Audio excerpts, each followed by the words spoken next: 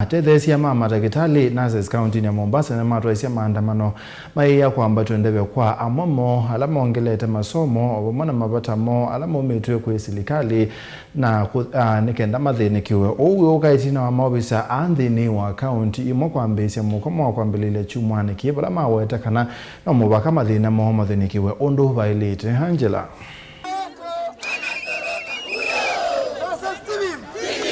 Ngwatanio Atetheesya matakitali vongewa Mombasa yenda muvia wa oiti ukalata na kuthinikiwa mavata kana mavikie kusioka wiani. The issues that we are talking about are not new because they are issues that we have been following up all along from back 2021 rolling, but now where it has reached us imetufikisha kwamba now we have reached the dead end and we come out. Maineni anza hospitali wa Coast General vala matwaisya Maandamano matonguwe ni mwanekivilo ngwatanio iva Mombasa Eric Otieno nimawetekana notice ila maumite kwi muvia wa oiti ni athilile na yume mukomo nginya ila mavata mama kuvikia kuthinikiwa.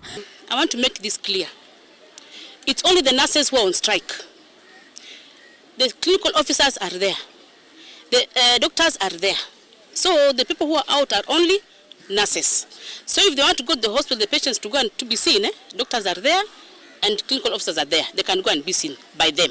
All right? The whole nurses in Mombasa County are out as we speak.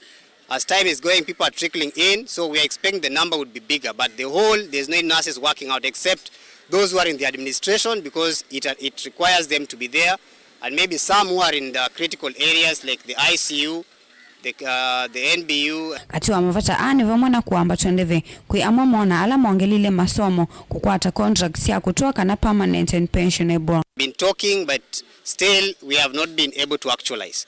So these are some of the issues. Among them we have redesignations. There are some of us who have gone back to school.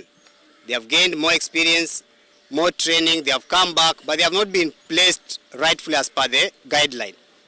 Among them, some are also issues about the UHC nurses. Yeah, these are people that have been engaged by the ministry but are serving the county, and we are asking that they also need to be absorbed PNP because what they are paid is not commensurate by what they are supposed to, the service they are giving. So those are some of among the issues that we have been raising out to the employees. Ngilivote ya vilingi wa mauvo kuma kauntini ya Mombasa ni tawa Angelina Mose.